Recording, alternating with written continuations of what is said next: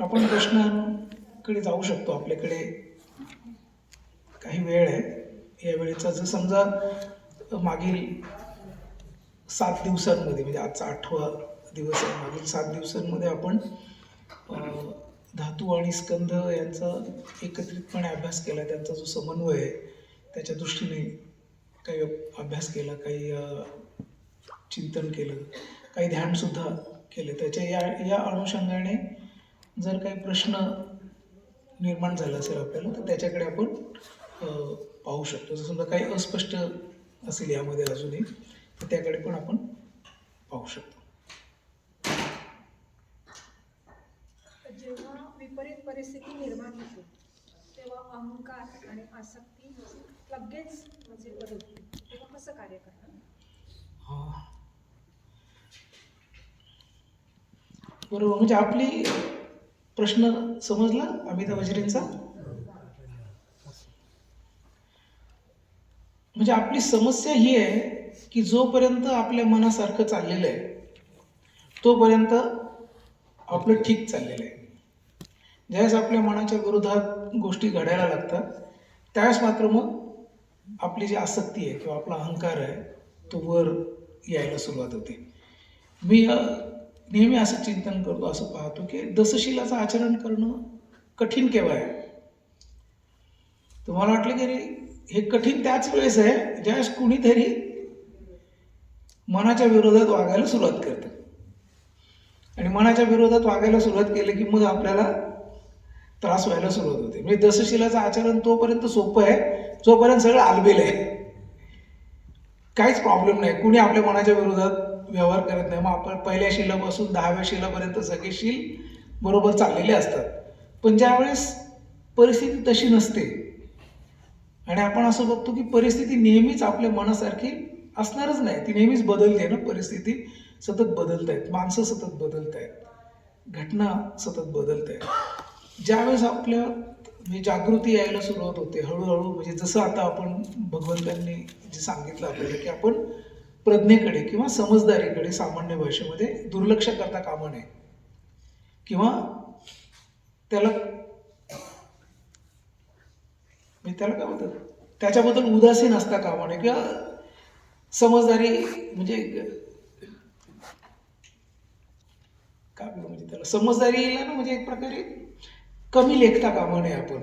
जसं भगवंतांनी पाप वर्गामध्ये असं सांगितलं की कुठल्याही क्षुल्लक सुकर्माला, चांगल्या कर्माला तुम्ही क्षुल्लक समजू नका, कारण की थेंबे थेंबे तळसाचं, त्याप्रमाणे छोटी छोटी जी म्हणजे कुशल कर्म आहेत ती सुद्धा आपल्या म्हणजे पाण्याचा संचय वाढवतात आणि मग आपल्याला सुख आपल्या वाट्याला येतं. आणि छोट्याशा पण वाईट कर्माला, दुष्कर्माला तुम्ही क्षुल्लक समजू नका, कारण की ते पण साचून शेवटी त्याचं पण तळं तयार होतं. तर ह्याची जी जाणीव आहे ना ती आपण ठेवली पाहिजे. म्हणजे आपल्याला सगळ्यांना हे आठवत असेल की आपली ज्यावेळेस दीक्षा झाली तर आपल्याला सगळ्यांना दीक्षेच्या वेळेस, व्यक्तिगत दीक्षेच्या वेळेस आणि जाहीर दीक्षेच्या वेळेस पण आपल्याला असं म्हटलेलं ना, अपमादेन संपादित, म्हणजे अप्रमाद जो आहे त्याला संपादन केलं पाहिजे. म्हणजे प्रमाद जो आहे, म्हणजे प्रमाद जो आहे तो म्हणजे अजागृती आहे आणि अपमाद म्हणजे प्रमाद म्हणजे अजागृती आहे आणि अपमाद म्हणजे जागृती आहे. तर ही ज्यावेळेस जागृती विकसित व्हायला लागते आपल्यामध्ये त्यावेळेस आपल्याला समजते की अरे हां, हे जे आहे ना माझ्या मनाच्या विरोधात चाललेलं आहे, त्याच्यामुळे माझी आसक्ती जागी होते किंवा माझा अहंकार जागा होतोय, हे आपल्याला समजायला सुरुवात होतात. आणि म्हणून भगवंतांनी हे इथे हे सांगताना सांगितलं धातुविभंग सूत्रामध्ये, त्या प्रज्ञेला तुम्ही किंवा समजदारीला तुम्ही दुर्लक्ष करता कामा नये, त्याच्याबद्दल तुम्ही उपेक्षा भाव तुमच्यात असता कामा नये, उदासीन असता कामा नये. ते समजतं त्यामुळे सत्य समजतं आणि सत्य समजल्यामुळे त्याग सोपा होतो आणि त्याग झाल्यामुळे आपोआपच शांती येते. अशा वेळेस म्हणजे भगवंतांना कोणी डिस्टर्ब करू शकत नव्हतं, कारण की ते त्याच्यामध्ये होते ना. म्हणजे जी निश्चल शांती आहे त्या निश्चल शांतीमध्ये ते होते, त्यामुळे त्यांना कोणीही डिस्टर्ब करू शकत नव्हतं. आपण डिस्टर्ब होतो कारण की आपल्यात शांती नाही. शांती का नाही? तर त्याग नाही. त्याग का नाही? तर सत्याचं रक्षण आपण केलेलं नाही. सत्याचं रक्षण का केलेलं नाही? तर प्रज्ञा जी आहे तिला आपण क्षुल्लक समजतो, समजदारी आपण देखेंगे, बाद में देख लेंगे, बाद में कर लेंगे. म्हणजे मग पुन्हा कबीरजी जसं म्हणतात तसं आहे ना, कल करे सो आज करे सो अब, न जाने प्रलय कब होवेगा, फिर कब करेगा. ते जे म्हणतात ना ते आहे ते. म्हणजे आपल्याला लगेच आत्ता या क्षणापासून त्याची तयारी करायला सुरुवात केली पाहिजे की जी काही समजदारी आहे आपली, त्या समजदारीच्या आधाराने आपण सत्याचं रक्षण केलं पाहिजे. आणि मग त्या सोपं होतं. ही जी आसक्ती आणि हा जो अहंकार आहे, हे मग त्याग व्हायला सुरुवात होते. नाहीतर ते सोडत नाही, त्यांनी आपल्याला गच्च धरलेलं आहे चारी बाजूने.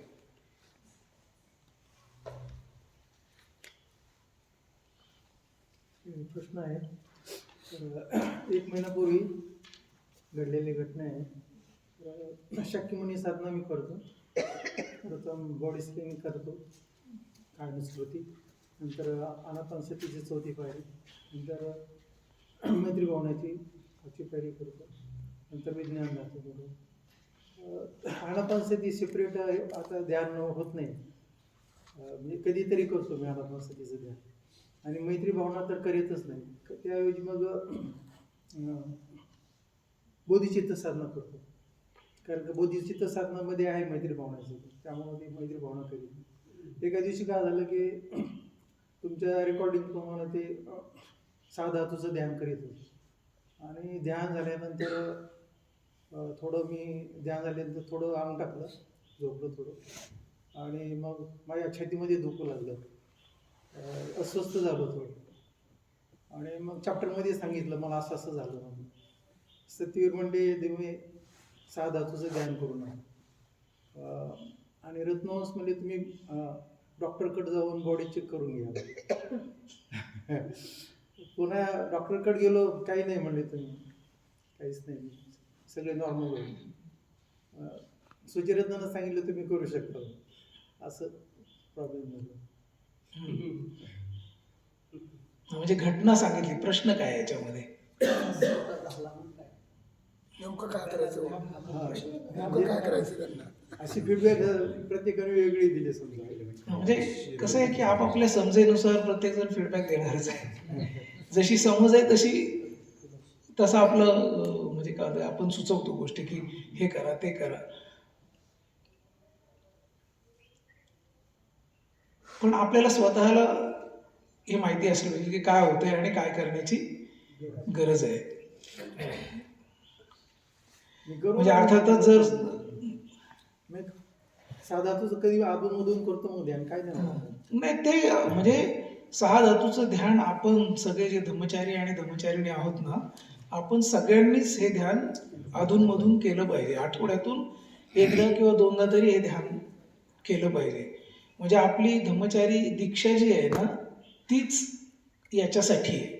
म्हणजे आपल्याला 4 आपल्या दीक्षेच्या गाथा आठवतात ना, की गुरुओं के प्रति निष्ठा रख कर मैं यह दीक्षा ग्रहण करता हूँ, मित्र और बंधुओं के प्रति सामंजस्य रख कर मैं यह दीक्षा ग्रहण करता हूँ, संबोधि प्राप्ति के लिए मैं यह दीक्षा ग्रहण करता हूँ, आणि सभी प्राणी मात्राओं के हितार्थ मैं यह दीक्षा ग्रहण करता हूँ. यातली तिसरी जी ओळ आहे किंवा तिसरी जी प्रतिज्ञा आहे किंवा तिसरं जे स्वीकृती आहे ते म्हणजे संबोधी प्राप्ती के लिए मैं यह दीक्षा ग्रहण करता हूँ. तर संबोधी कशी मिळणार आहे आपल्याला?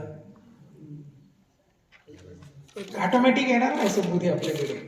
संबोधीसाठी आपल्याला प्रयत्न करावे लागतील, आणि या प्रयत्नांमध्ये बुद्धांनी जे आपल्याला सिस्टम ऑफ प्रॅक्टिस शिकवलेली आहे ती सिस्टम ऑफ प्रॅक्टिस करावी लागेल. म्हणजे आनापानसती पण करावी लागेल, मेत्ता भावना पण करावी लागेल,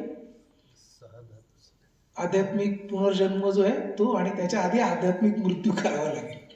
तर हे सगळं केल्यानंतर आणि पुन्हा आध्यात्मिक ग्रहणशीलता आहे ती करावी लागेल. ते आपण हळूहळू आपली प्रिपरेशन करतोय, हळूहळू आपली तयारी करतोय म्हणजे मृत्यूकडे जाण्याची. हे सगळे जे सराव आहेत ना, ते अंततः मृत्यूची तयारी आहे आपली चाललेली. जर आपण हे केलं नाही तर आपल्याला मृत्यूला सामोरं जाण्याचं सामर्थ्य राहणार नाही. जशी इतर लोक मृत्यूला भयभीत होतात, घाबरतात, मृत्यू आले की अस्वस्थ होतात, काय करू आणि काय नको हातपाय खोडतात ना लोक.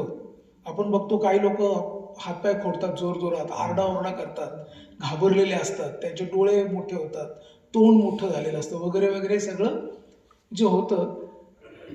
कारण त्यांना बिचाऱ्यांना माहिती नाही मृत्यूची तयारी काय असते ती.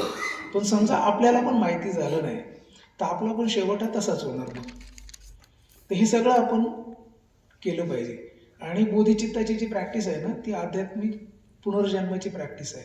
त्यामुळे ते आणि मेत्ता भावना एकच नाही, त्या दोन वेगवेगळ्या सराव आहेत ते. त्यामुळे मेत्ता भावना ही आपण केलीच पाहिजे, ती इसेन्शियल आहे.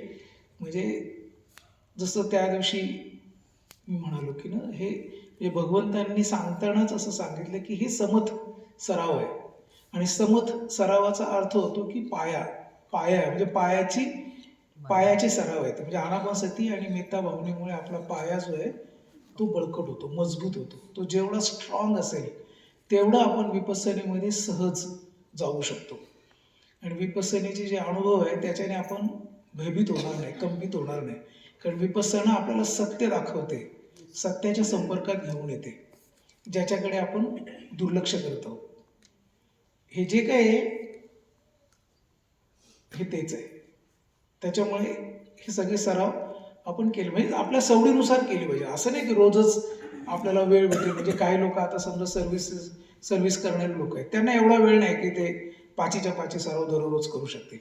पण अल्टरनेट डेजला का होईना पण आपण ते केलं पाहिजे. आणि जे लोक रिटायर्ड आहेत, वेळ आहे ज्यांच्याकडे आणि खूप कामाचा ताण नाही, घरातल्या इतर जबाबदाऱ्या नाहीत किंवा संघामध्ये पण खूप साऱ्या जबाबदाऱ्या नाहीत, अशा लोकांनी मात्र हे सातत्याने केलं पाहिजे. अल्टरनेट डेजला का होईना पण केलंच पाहिजे ते.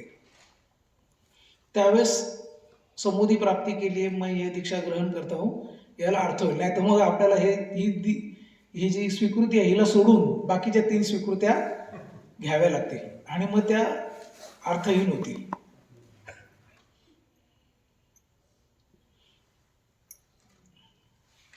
मुझे एक प्रश्न है कि ये जो हमने कल देखा था ना क्लिष्ट मनोविज्ञान आर्य विज्ञान वगैरह, तो वो जो क्लिष्ट मनोविज्ञान है वो हमेशा रहता है या फिर उसका नष्ट होता है या हा तो प्रश्न समजला. हां तर त्यांनी धैर्यशील हा प्रश्न विचारतात की म्हणजे आपण परवाच्या दिवशी जे विज्ञान बघितले ना 8 विज्ञान, त्यापैकी जे क्लिष्ट मनोविज्ञान आहे ते सतत राहतं का, हा त्यांचा प्रश्न आहे. की ते पण नष्ट होतं. म्हणजे पुन्हा तोच आहे. म्हणजे आपण नष्ट करण्याची भाषा करत नाहीये इथे. काहीही नष्ट होत नाही, फक्त त्याचं रूपांतरण होतं. आणि अर्थातच म्हणजे इंद्रियांद्वारे ज्या काही गोष्टी आपल्यापर्यंत येत आहेत आणि त्या आल्यामुळे त्याचं जे काही संस्कारांमध्ये रूपांतरण होतं. म्हणजे नाही का स्कंध पाहिले ना आपण, म्हणजे वेदना संज्ञा आणि संस्कार जे पाहिले आपण, त्याच्याने आपले जे संस्कार तयार होतात ते संस्कार म्हणजे मनोविज्ञानामध्ये पण आहेत आणि ते क्लिष्टामध्ये पण आहेत. आणि त्याच्यामुळेच आपलं आलय तयार झालेलं आहे. आणि आलय म्हणजे काय, जिथे सगळं साठवलं गेलेलं आहे आणि सगळं म्हणजे हां ते स्टोरेज आहे आपलं. म्हणजे गोडाऊन कितना भी सजा हुआ हो, नहीं सॉरी गोडाउन नहीं, शोरूम जो है कितना भी सजा हुआ हो, गोडाउन में पता होना चाहिए कि गोडाउन में चीजें कैसी रखी हुई है. तर ते हे गोडाऊन आहे आपलं सगळं. पण ह्या गोडाऊन जे आहे ना आपलं आलयाचं, त्याला त्याच वेळेस त्याच्या शुद्धीकरणाला सुरुवात होणार ज्यावेळेस क्लिष्टावर आपलं काम करायला सुरुवात करतो आपण. आणि ही जी जागृती आहे, ही जी सत्यता आपल्याला ज्यावेळेस समजायला लागते ना, त्यावेळेस मी माझं तुझं जे चाललेलं आहे आपलं सतत, किंवा की गोष्टी सतत आपण अपपरामध्ये पाहतो, कर्ता आणि कर्म याच्यामध्ये पाहतो, द्वैतामध्ये पाहतो, भिन्नतेमध्ये पाहतो. त्याच्यावरती काम व्हायला सुरुवात होते. आणि त्याच्यावर काम व्हायला लागले की ती जी बीजे आहेत आपण जी बघितली होती ना, म्हणजे जी सापेक्षामध्ये जी बीजे पडलेली आहेत त्या बीजांचं रूपांतरण व्हायला सुरुवात होतं. आणि ती रूपांतरण म्हणजे जसं आपण आर्याष्टांगिक मार्गाचा ज्यावेळेस अभ्यास केला, त्या आर्याष्टांगिक मार्गामध्ये आपण बघतो ना की बंतेने 4 प्रकारच्या शून्यता सांगितल्यात ना. म्हणजे संस्कृतमध्ये असंस्कृत शून्यता आहे, असंस्कृतमध्ये संस्कृत शून्यता आहे, महाशून्यता आहे आणि मग शून्यता आहे. तर संस्कृत शून्यतेमध्ये असंस्कृत शून्यता आहे म्हणजे काय? संस्कृतमध्ये असंस्कृत शून्यता आहे म्हणजे काय? आपल्यावर झालेल्या संस्कारांना आपण तोडतो आहोत. संस्कारातील बाबीमध्ये असंस्कारित बाबी नाहीये म्हणजे हा. तिथं बुद्धत्व आहे. हां म्हणजे काय? संस्कृत शून्यता आणि बुद्धत्व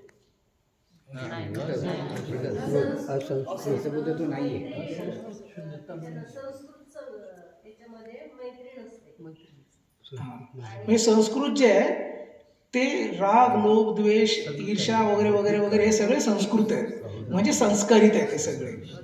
आणि असंस्कारित काय आहे? या सगळ्या गोष्टी तर त्याच्या विरोधात म्हणजे ज्यावेळेस समजा आपण कल्पना करा की ज्यावेळेस खूप राग आलाय एखाद्या माणसाचा खूप राग आलाय त्यावेळेस तिथे मैत्री असते का? नाही. मैत्रीचा पूर्ण अभाव आहे. त्या अर्थाने संस्कृतमध्ये असंस्कृत शून्यता आहे.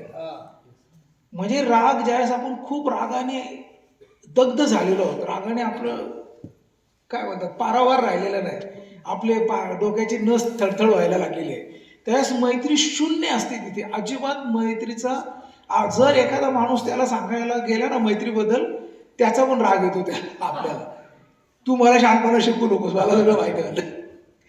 पण ज्यावेळेस मैत्री असते ज्यावेळेस आपण ध्यान असतो स्थिर असतो शांत असतो मैत्रीने भरून जातो त्यावेळेस द्वेषाचा तिथे पूर्णपणे अभाव असतो. द्वेष पूर्णपणे त्यावेळेस द्वेष तिथे अस्तित्वात नसतो. ती काय असंस्कृततेमध्ये संस्कृत शून्यता आहे. तर हेच जे आहे ना आपण सतत याला लावून पाहू शकतो की हे अशा प्रकारे काम करतं. आपलं चित्ताचा हा स्वभाव आहे तो अशा प्रकारेच काम करतो. जर आपल्याला म्हणजे प्रज्ञेचं महत्त्व पटलं तर हळूहळू आपल्या चित्ताला आपण त्या दिशेने अग्रेसित करायला सुरुवात करतो. आणि मग हे जे जिवंत बीज आहे निरपेक्ष सापेक्षमध्ये जे आहे. त्याचं निरपेक्षामध्ये रूपांतर म्हणजे द्वेषाची जागा मैत्री घ्यायला लागते क्रौर्याची जागा करुणा घ्यायला लागते आपलं जे अज्ञान आहे ते प्रज्ञा तिथे विकसित व्हायला लागते. हे सगळं म्हणजे त्याच्या विरोधात ज्या पॉझिटिव्ह मेंटल स्टेट्स आहेत आपल्या त्या म्हणजे आपण जसं मनकोजानूचा अभ्यास केला त्यावेळेस ते शिकलेलो आहे ना म्हणजे 6 मूळ क्लेश आहेत आणि त्याचे 20 उपक्लेश आहेत अशी 26 लोकांची फौज आहे ती. ही सगळी फौज ज्यावेळेस निष्क्रिय व्हायला लागते त्यावेळेस मग 11 कुशल धर्म जे आहेत चेत धर्म ते निर्माण व्हायला लागतात आणि ते पूर्ण ज्यावेळेस होईल त्यावेळेस आपलं आलय विज्ञान जे आहे ते निरपेक्ष होईल म्हणजे ॲब्सोल्यूट ज्याला म्हणतात जे बोधी आहे त्या अर्थाने ते विकसित व्हायला लागेल. मग तिथे हे क्लेश जो आहे हा नाही आहे क्लिष्ट जे आहे ते नाही तुझं माझं काय नाही. म्हणजे काल पण आपण याला पाहण्याचा प्रयत्न केला की हुंग काय तर तो तुझं माझं करत नाही तो म्हणजे द्वैताच्या पलीकडे गेले ती अद्वैताची ती अवस्था आहे ती. म्हणजे मन प्रतिक्रियात्मक आणि सृजक त्यामध्ये जे सापेक्ष मन आणि निरपेक्ष ते हे आहे का? हो म्हणजे मन प्रतिक्रियात्मक आणि सृजक मध्ये आहे ना बनतेंनी आपल्याला म्हणजे प्रतिक्रियात्मक आणि सृजक मन जे सांगितलेलं आहे ना ते सापेक्षच आहे बरं ते निरपेक्ष नाहीये. अच्छा सापेक्ष आहे. हा म्हणजे सापेक्ष चित्त जे आहे त्याचाच भाग आहे प्रतिक्रिया देणं आणि सृजकता. म्हणजे समजा आता मी तुम्हाला जे काही सांगण्याचा प्रयत्न करतोय म्हणजे हे काय वरून म्हणजे काय बोधीप्राप्ती चित्तातून येत आहे असं नाही आहे ते. मी जे काही अभ्यास केलेला आहे जे काही चिंतन केले भंते काय म्हणतायत बुधाने काय म्हटलं किंवा आणखीन कोणी तज्ज्ञ लोक जे आहेत ती याच्याबद्दल काय भाष्य करतायत याचा समजा अभ्यास केलेला आहे त्याचं काही चिंतन केलेलं आहे ते मी तुम्हाला सांगण्याचा प्रयत्न करतो. तर हे सृजक आहे पण हे अजूनही सापेक्षच आहे. सापेक्षाचे 2 भाग जे सांगितले त्यामध्ये हा सापेक्षामध्ये 2 आहेत म्हणजे प्रतिक्रियात्मक आहे आणि सृजक आहे. निरपेक्षाबद्दल सांगताना बनते काय सांगताय तिथे सप्तबोध्यांग शिकवलीत बनतेंनी आपल्याला. आणि मग म्हणजे सप्तबोध्यांगामध्ये आपली सुरुवात कशाने होते स्मृतीने होते. हे खूप इम्पॉर्टंट आहे म्हणजे हे सतत आपल्या डोक्यामध्ये ह्याच्यासाठी राहिलं पाहिजे की हे महत्त्वाचं आहे. पण आपण ज्यावेळेस प्रॅक्टिस करायला लागतो ना त्यावेळेस हे आपल्याला आठवावं लागत नाही हे आपल्या डोक्यातच असतं ते कारण की तो आपल्या प्रॅक्टिसचा भाग आहे. ज्यावेळेस आपण स्मृतिमान असतो त्याच वेळेस धम्मविचय होतो. जर धम्मविचय झाला तरच आपल्याला प्रशुद्धी होणार आहे तरच आपल्याला प्रीती येणार आहे तरच हे जे सिक्वेन्स आहे, म्हणजे ती एकानंतर एक आपण उपेक्षेमध्ये, आणि उपेक्षा चित्त जे आहे ते मग निरपेक्षाचं चित्त आहे इथे. नष्ट होत नाही म्हणजे त्या ठिकाणीच राहतात, पण हा, transform होतात ते. ऍक्टिव्ह नसते. नाही ऍक्टिव्ह पण नाही, त्याच्यात ट्रान्सफॉर्मच होतं ते, Transform होतं. बदलून जातं ते. म्हणजे सापेक्ष निरपेक्षमध्ये. हां, म्हणजे द्वेष जो आहे, म्हणजे समजा आता आपण बुद्धांकडे परत जर बघितलं, हां. किंवा अगदी बाबासाहेब, म्हणजे बुद्ध खूप जुनं उदाहरण होतं कधी कधी, पण बाबासाहेबांच्या जीवनाकडे जर बघितलं तर त्यांना आपण बोधिसत्व म्हणतो नाही का, वगैरे वगैरे जे शब्द वापरतो ना, ते खरे वाटायला लागतात. कारण की बाबासाहेबांबरोबर लोक चांगली वागली नाहीत. ह्या देशामध्ये त्यांच्या बाबतीमध्ये लोक खूप द्वेषाने वागले, परंतु बाबासाहेबांनी कधी कुणाचा द्वेष केला नाही. ज्यावेळेस त्यांना संधी मिळाली त्या प्रत्येक संधीमध्ये त्यांनी सर्वांचा हिताचा विचार केला नाही का. म्हणजे तो एक प्रसंग आहे जो खूप असा इमोशनल प्रसंग आहे खरं तर. म्हणजे बाबासाहेब ज्यावेळेस हिंदू कोड बिलाविषयी काही करत होते नाही का, आणि त्यांचा बराच संघर्ष चालला होता संसदेमध्ये, आणि म्हणजे कुर्तकोटीचे जे शंकराचार्य आहे त्यांनी महिलांना घेऊन मोर्चा काढला ना, आणि महिला काळे झेंडे घेऊन आले. बाबासाहेब ज्यावेळेस संसदेतून बाहेर पडले तर ते बाबासाहेबांना काळे झेंडे दाखवले त्यांनी, आणि बाबासाहेब ज्यावेळेस घरी आले तर खूप इमोशनल झाले होते ते, त्यांच्या डोळ्यात पाणी होतं, ते रडू लागले होते. आणि मग माईंना वाटलं की अरे बाबासाहेब का रडतायत,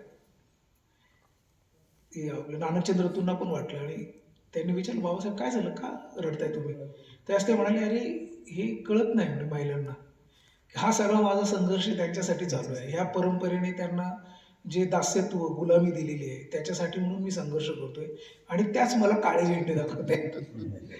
सो हे जे आहे ना, हे ती जागा घेतलेली आहे. त्यांना द्वेष नाही तिथे, उलट कणव आहे तिथे, की अरे त्यांना म्हणजे जर आपण क्षणभर कल्पना करू की बाबासाहेबांच्या जागेवर दुसरं कोणीतरी असतं, किंवा बाबासाहेब ज्यांना हे सगळं प्राप्त झालेलं आहे, तर त्यांना राग आला असता.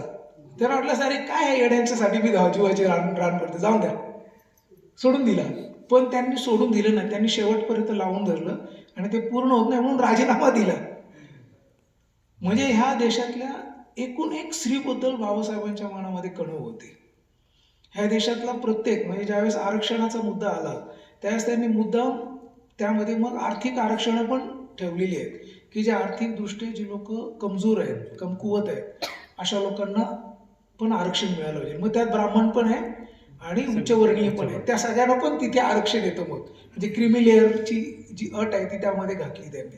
सो हे असे ते आहे, ही ती गोष्ट आहे. म्हणजे आलय पूर्णपणे शुद्ध आहे, निरपेक्ष आहे. तिथे मी माझं समाज, माझं हे आणि माझं ते हे काही काम करत नाही. ते शून्य झालेलं आहे पूर्णपणे. सर्वार्थाने त्याचं परिवर्तन झालेलं आहे, सर्वार्थाने ते बदललेलं आहे. त्यामुळे तो माणूस तसाच वागणार आहे, म्हणजे त्याला दुसरा पर्यायच नाही, म्हणजे दुसऱ्या पद्धतीने वागूच शकत नाही. कारण आता तिथे कचरा राहिलेला नाही ना, काहीच नाही कचरा तिथे, सगळं शुद्ध आहे, क्लीन आहे, एकदम ट्रान्सपरंट आहे ते. काल आपण विज्ञान धातूचं मी शेवटी सांगताना सांगितलं की विज्ञान धातू शेवटी जो आहे तो कसा आहे, शुद्ध आहे, स्पष्ट आहे आणि पारदर्शक आहे.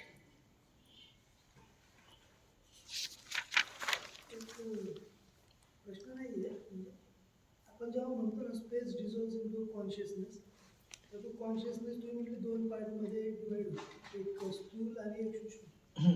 थोडंसं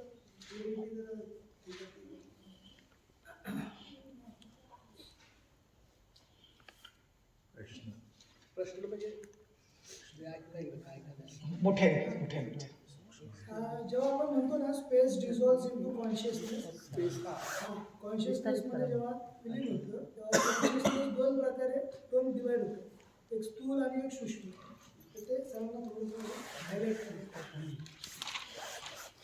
म्हणजे पुन्हा स्थूल कॉन्शियस जे आहे ना आपलं, म्हणजे स्थूल विज्ञान जे आहे आपलं, त्या ह्या सगळ्या जाणीवा आहेत ज्या आपल्याला म्हणजे डोळ्याने दिसतंय, कानाने ऐकू येतंय, नाकाने गंध होतोय, जिभेने चव येते, आणि त्वचेला आपल्या स्पर्श होतोय.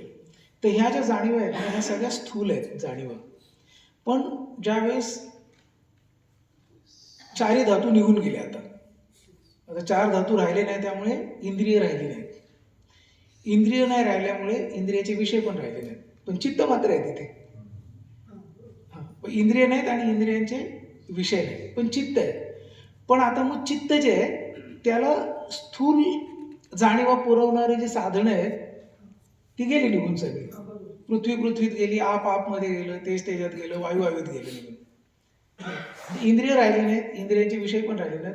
मग ती जी कॉन्शियस आहे ना ती अजूनही थोडीशा प्रमाणामध्ये स्थूल आहे, पण ती जसं तिचं विघटन व्हायला सुरुवात होतं. म्हणजे बार्डोच्या शिकवणीनुसार असं आहे की ज्यावेळेस वायू धातू म्हणजे तेज वायूमध्ये विलीन होतं आणि वायू आकाशामध्ये विलीन होतं, त्यावेळेस सर्वसामान्य अर्थाने या माणसाचा मृत्यू झालेला असतो. म्हणजे अगदी डॉक्टरला जरी आणलं तरी तो नाकाजवळ हात ठेवणार, नाडी बघणार, चेक करणार, म्हणणार की हा माणूस गेलेला आहे. परंतु बार्डोच्या शिकवणीनुसार तो असतोच तिथे. आणखीन त्याच्या पुढच्या 4 प्रक्रिया सुरू असतात आतमध्ये, ज्या क्रमशः विलीनतेकडे चाललेल्या असतात. त्यानंतर ते शांत होतं. तिथे फॉरवर्ड अँड बॅकवर्ड अशा दोन्ही पण गोष्टी तिथे चाललेल्या असतात. म्हणजे आपण समजा कधी आपल्याला वेळ भेटला आणि तुम्ही सगळीजण जर रेडी असाल आणि खरंच मौनाचं पालन करायला तयार असाल तर आपण ह्याच्याकडे जाऊ शकतो कधीतरी. मी काय म्हणजे ते म्हटलं कारण की जसं कॉन्शियसनेस आलं बरोबर, तर आपलं जे काही आपले धातू गेले सगळे तर कॉन्शियसनेस आहे बरोबर, तर त्याच्यामध्ये तो जो स्थूल आहे म्हणजे आपण सूक्ष्म समजू शकतो. जसं तुम्ही म्हटले की आफ्टर डेथ जरी झाली, डिक्लेअर जरी केलं तरी ते सूक्ष्म आहे. तर मला ते स्थूल थोडंसं मला म्हणजे समजलं नाही असं की स्थूल पार्ट हा म्हणजे तिथं काय राहील, डिवाइड झालं ना ते. म्हणजे तुम्ही म्हटले स्थूल आणि सूक्ष्म समजू शकतो, ते मायक्रो लेवलला राहिलं काय आहे की नाही. म्हणजे आता म्हणजे मला हे काय पडलं प्रश्न की आता माझे आजोबा म्हणतात की माझी जी पणजी होती ती डॉक्टरने डिक्लेअर केलं की आणि सगळी तयारी केली, तिला ते बॉडीला बांधायला घेतलं आणि ती उठून डोळे उठले. तर ती परत आली आणि ती 1 महिनाभर होती. तर आता काल थोडंसं रिफ्लेक्ट करताना मला थोडंसं हे गोष्ट बॅकला गेलो आणि मग हा पार्ट थोडासा माझ्या ह्याच्यात आला की यार मी हा वाचत होतो कालचे पॉईंट्स आणि मी म्हटलं की सपोज ती तर म्हणजे डॉक्टर पण म्हटलं ना की शी इज डेड आता म्हणून यांनी, तुम्ही ती परत कशी म्हणजे अभ्यास झाली आणि ती 1 महिना राहिली. म्हणजे आता हे काय असं काय सुद्धा नाही, आजोबाबरोबर डिस्कशन व्हायचे तेव्हाच ते सांगायचे असं. तर म्हणून मला ते थोडंसं तर हे तुम्हाला थोडं सांगते. हा म्हणजे हे जे आहे ना हे सत्य आहे. म्हणजे हे एकच घटना आहे, अशा अनेक घटना दिसतात ना आपल्याला की म्हणजे कधी कधी अगदी बांधून चितेवर रचलेला माणूस चितेवर उठलेला आहे आणि लोक पळून गेली त्या स्मशानातून. अरे काय झालं, भूत आलं की काय असं आणि त्या माणसाला स्वतःला चालत चालत घरी जावं लागलं असं पण अशा पण घटना घडलेल्या आहेत. तर हे जे आहे म्हणजे पुन्हा ही जी सिक्वेन्स आहे म्हणजे लयाची जी सिक्वेन्स आहे ना ही इथून तिथे म्हणजे नाही का पृथ्वी आपमध्ये, आप तेजामध्ये, तेज वायूमध्ये आणि वायू आकाशामध्ये विलीन झालेले आहे. आणि बाह्यार्थाने सगळे जे इंद्रिय आहेत ते एक प्रकारे आता निस्तेज झालेले आहेत. आता इंद्रियांचे विषय जरी समजा मृत व्यक्तीचे डोळे उघडे असले तरी त्याला दृश्य दिसत नाही ना, म्हणजे त्याला दिसत नाही, त्याला जाणीवा नसतात. किंवा ज्यावेळेस अगदी म्हणजे काय होतात की जलधातू ज्यावेळेस तेजामध्ये विलीन व्हायला लागतो त्याच वेळेस त्याच्या ज्या हे आहेत म्हणजे स्मरण पण विस्मरणामध्ये जसा तो जातो त्याचप्रमाणे त्याला दृश्य आहेत ती पण कळत नाहीत, कोण आलेलं कळत नाही, सांगावं लागतं मी अमुक आलेलो आहे, त्याचे डोळे उघडे असतात आणि मग तो आपल्याला ओळखायला लागतो. पण ही प्रक्रिया समजा एखाद्याच्या बाबतीत असं होऊ शकतं की एखाद्याच्या बाबतीत ती प्रक्रिया पूर्ण झालेली आहे आणि चित्त जे आहे तिथे आता ती स्थिती म्हणजे सगळं ह्या 4 वरचे धातू जे आहेत ते एकमेकांमध्ये विलीन होऊन अवकाशामध्ये विलीन होण्याची प्रक्रिया सुरू झालेली आहे. पण ते अजूनही जे स्थूल आहे म्हणजे तो जो चित्ताचं जे 4 नंतरचे जे वर्गीकरण आहेत 4 वर्गीकरणानुसार चित्त हळूहळू अजून सूक्ष्मतेकडून सूक्ष्मतेकडे आणि मग ते विलीन होतं. तर त्या प्रोसेसमध्ये जर एखादा काहीतरी असं काहीतरी घडलं त्याच्या बाबतीमध्ये की जे जसं नाही का छाती आपलं हृदय जर बंद पडलं तर त्याला जोरात शॉक देतात. तो शॉक दिल्यानंतर तो जो झटका आहे म्हणजे हृदयाला त्याची जी गरज असते ती मिळाल्यामुळे ते परत सुरू होतं. तसे मानसिक धक्के पण आहेत. आतमध्ये एखादं काहीतरी असं असू शकतं जे पुश करू शकतं, जोरात धक्का देऊ शकतं एकदम. त्याला जोरात धक्का दिला तर ते परत रिव्हर्स होऊ शकतं पाठीमागे. जसं आपण काल पाहण्याचा प्रयत्न केला की हे फक्त मृत्यूसमयीच घडतं असं नाही. आपल्याला ज्यावेळेस सर्दी होते, काल मी सर्दीचं उदाहरण दिलं ना की डोकं जड होतं आणि एक प्रकारे ती प्रक्रिया सुरू झालेली आहे आपली तिथे, पण ती रिव्हर्स होते परत. म्हणजे आपल्याला सर्दी मृत्यूपर्यंत नेत नाही, पण पृथ्वी जो आहे तो जड व्हायला लागतो तिथे. पण सर्दीचं रूपांतरण जर समजा निमोनियामध्ये झालं नाही का, लंग्समध्ये आपल्या खूप कफ जर जमा झाला तर श्वास म्हणजे तेज आणि श्वास या सगळ्याला प्रॉब्लेम होतो आणि त्याच्यामुळे पण आपली डेथ होऊ शकते. तर ही प्रोसेस आहे ही सगळी ना, ह्या प्रोसेसचा हा भाग आहे. आणि एखाद्याच्या बाबतीमध्ये अशी घटना मानसिक पातळीवरती घडू शकते जी त्याला परत रिव्हर्स आणू शकते, पाठीमागे घेऊन येऊ शकते आणि तो माणूस परत चाला बोलायला लागू शकतो. काय सांगता येत नाही, असू शकतं तसं.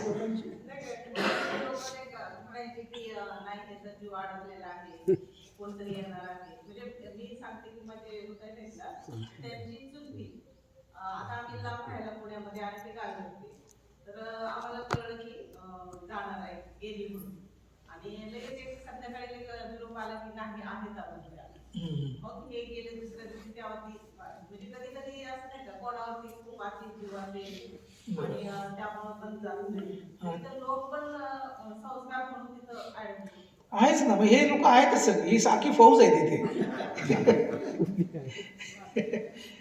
जी थांबवतेच आहे. म्हणून तर जीव जाताना काही लोकांना खूप त्रास होतो, खूप वेदना होतात, कारण की ते हे सगळं तिथे आहे. आसक्ती आहे, प्रेम आहे, लोभ आहे, ह्याचं काय होईल त्याचं काय होईल. कधी कधी लोक सांगतात ना की म्हणजे जुनी लोक असं म्हणतात की त्या माणसाजवळ येऊन सांगायची की बाबा काळजी करू नको, त्या ह्याची जी चिंता असेल ना मी आहे. शारीरिक व्याधीमुळे पण त्रास होतो. शरीराच्या ज्या वेदना आहेत, हा, त्या- कुठले आजार वगैरे असतील किंवा खूप दिवसापासून जुने आजार आहेत तर ते त्या पण वेदना. त्याचं ते आहेच ना, मग शरीर आहे ना, मग शरीराचे जे त्रास आहेत ते आहेच. ते म्हणजे सगळंच आहे ते, शरीर आणि मन दोन्ही आहे तिथे, त्या दोघांचा पण त्रास आहे. म्हणजे आपण याला समजून घेण्याचा प्रयत्न करतोय की आपल्याला शरीर पण आहे आणि आपल्याला मन पण आहे, म्हणजे नाव आणि रूप दोन्ही पण आहे आपल्याकडे. आणि त्याचे जे संस्कार आहेत ते सगळे संस्कार असे आहेत की ज्याच्यामुळे आपलं चित्त जे आहे ते बाधित झालेलं आहे, त्याला बाधा झालेली आहे, ती अडचणीत आहे. ते त्याला जर समजून घेण्याचा प्रयत्न केला हळूहळू हे किंवा ही अशी प्रोसेस आहे, हे सत्य आहे, हे जर समजलं तर मग आपल्याला हळूहळू जे आत्ता थोड्या वेळापूर्वी आपण तथागतांनी सांगितलेलं वाचलं ना ते की म्हणजे प्रज्ञेचं आपण म्हणजे प्रज्ञेचं हे केलं पाहिजे, व्हॅल्यू केलं पाहिजे, तिला कमी लेखलं नाही पाहिजे प्रज्ञेला. तसं केलं तर मग सत्याचं रक्षण व्हायला लागतं. तसं जर केलं तर त्याग घडायला लागतो. तसं जर केलं तर मग आपल्याला शांती यायला सुरुवात होते. पण समजा आपण प्रज्ञेकडे लक्षच दिलं नाही, जे काय आपल्याला समजते, समजा आता आपण म्हणजे भाग्यवान लोक आहोत की आपल्याला आपल्या जीवनामध्ये बुद्ध, बाबासाहेब भंते सारखी ग्रेट लोक आहेत, त्यांच्यामुळे आपल्याला एक समजदारी आलेली आहे, ते आपल्याला हे सत्य सांगतात की हे असंच आहे. आणि त्याला जर आपण गंभीर घेतलं नाही का, तर मग सत्याचं रक्षण व्हायला सुरुवात होते आपल्याकडून. सत्याचं रक्षण व्हायला लागलं तर त्याग घडायला लागतो, त्याग घडला तर शांती येते आणि शांती मृत्यूच्या समय पण कार्यरत असते मग. आणि मृत्यूला आपल्याला भयभीत होण्याचं, घाबरण्याचं काय कारण शिल्लक राहत नाही, कारण आपण जीवनभरामध्ये तोच उद्योग केलेला असतो, त्यालाच समजून घेण्याचा प्रयत्न केलेला असतो. जोपर्यंत आपला श्वास चालू आहे आपण त्याच्याबद्दल सतत सजग राहण्याचा प्रयत्न करतो की हे असंच आहे. आणि म्हणून मग मृत्यू समयी आपण शांततेने जाऊ शकतो. एक मिनिट, ज्ञानपरांचा प्रश्न आहे. म्हणजे आपण हे जे धातू जे पाहतो आपण नाही का, तर धातूंच्या ह्या बाबतीत म्हणजे असं होऊ शकतं का की आपल्याला काही का असं म्हणू शकतं का की ती धातू आणि आपण म्हणजे एकसारखे झालेलो आहोत असं आपल्याला भासू शकतं का? समजलं नाही मला, सॉरी. म्हणजे किती तर तेज धातू आहे, ते तेज धातू आपण जर अनुभव घेतोय आपण तर काही काळ आपल्याला असं भासू शकतं का की म्हणजे हे तेज आणि मी तेज आणि माझं अस्तित्व काही नसणं आणि आपण एक असणं असं भासू शकतं का? हो, कदाचित तसा भास होऊ शकतो, कारण की ते बाहेर आणि आत दोन्ही ठिकाणी आहे ना. बाहेर पण तेज आहे आणि आत पण तेज आहे. त्याचाच अंश आहे आपल्यामध्ये तेजाचा. पृथ्वीचा अंश आपल्यामध्ये आहे ना, जलाचा अंश आपल्यामध्ये आणि वायूचा पण अंश आपल्यामध्ये. हे सगळे अंश आपल्या आतमध्ये असल्यामुळे कधी कधी आपल्याला असं वाटू शकतंच